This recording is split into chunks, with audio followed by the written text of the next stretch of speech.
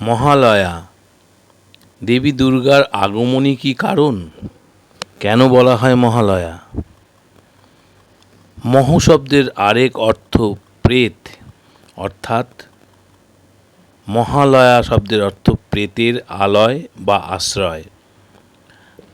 সনাতন ধর্ম অনুসারে এই দিনে প্রয়াত আত্মাদের মর্তে পাঠিয়ে দেয়া হয়।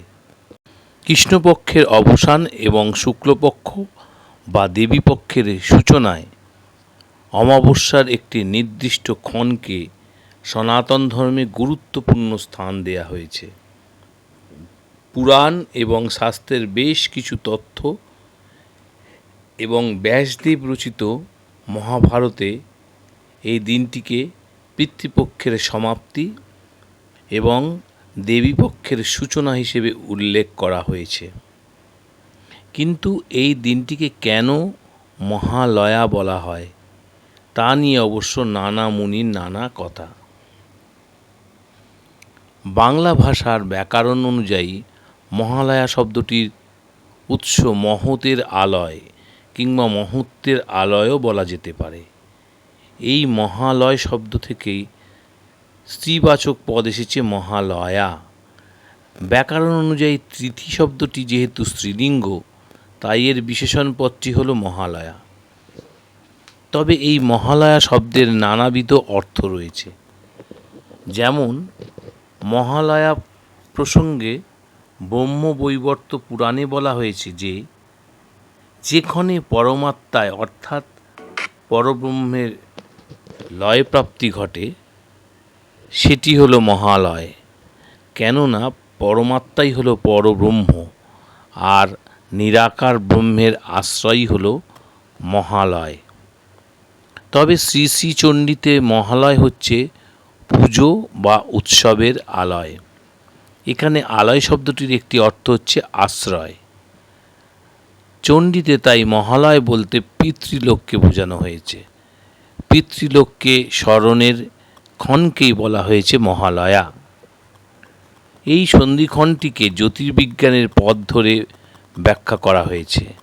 বলা হয় মহালয় হয় অমাবস্যা তিথিতে, যা উত্তরায়ণের শেষ সময়।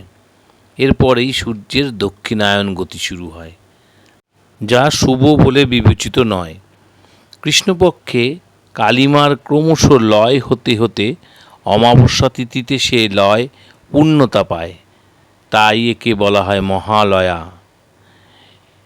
এদিকে মহালয়া শব্দের সন্ধি বিশ্লেষণ করলে যেমন আরেক রকম অর্থ পাওয়া যায়, তেমনি অভিধান থেকে জানা যায় মহ শব্দের দুটি অর্থ। এক, মহ বলতে বোঝায় পুজো বা উৎসব, তার থেকে ব্যৎপত্তি করলে হয় মহৎ আলয় বা মহালয় বা পূজা বা উৎসবের আলয় বা আশ্রয়। আবার মহ শব্দের আরেক অর্থ হল প্রেত, অর্থাৎ প্রেতের আলয় বা আশ্রয়। সনাতন ধর্ম অনুসারে এই দিনে প্রয়াত আত্মাদের মর্তে পাঠিয়ে দেয়া হয়। প্রয়াত আত্মার যে সমাবেশ হয় তাহাকে মহালয় বলা হয়। সেই মহালয় থেকে মহালয়া। এবার আসা যাক মহাভারত প্রসঙ্গে। পিতামহ ভীষ্মের কুরুক্ষেত্রের যুদ্ধে প্রাণত্যাগ থেকে কর্ণের মৃত্যু ও ফের পৃথিবীতে এসে পিতৃপুরুষকে অন্ন জলের নিবেদনের কাহিনীতে এর অর্থ আলাদা। ব্যাসদেবের লেখনীতে মহালয় বলতে পিতৃলোককে বোঝানো হয়েছে। যেখানে বিদেহী পিতৃপুরুষদের অবস্থান, সেখানে পিতৃলোককে স্মরণ অনুষ্ঠানই হল মহালয়া। যদিও অনেক ভাষাবিদেরা প্রশ্ন তুলে থাকেন যে মহালয় শব্দকে স্ত্রীলিঙ্গ কেন করা হলো, এ বিষয়ে ভাষাগত কিংবা ব্যাকরণগত সঠিক কোনো তথ্য পাওয়া যায় না।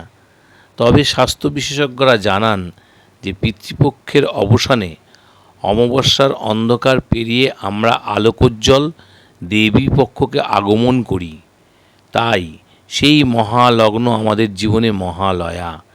এক্ষেত্রে দেবী দুর্গাকে সেই মহান আশ্রয় বলা হয়ে থাকে এবং আধার থেকে আলোকে উত্তরণের লগ্নটিকে বলা হয় মহালয়া।